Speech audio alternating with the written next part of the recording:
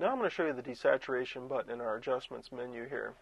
If we look here on our screen, we can see that under Image,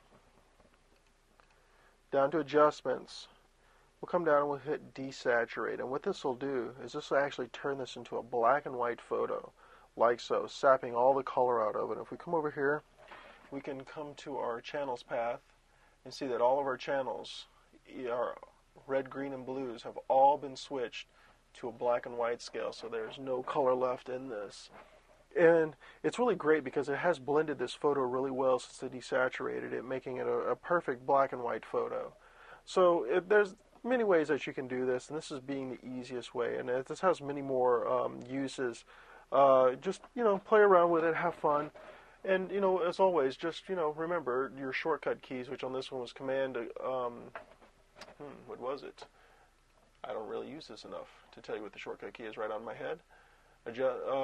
Command, Shift, and U to take your photo into black and white mode. So play around with it, have fun, and enjoy.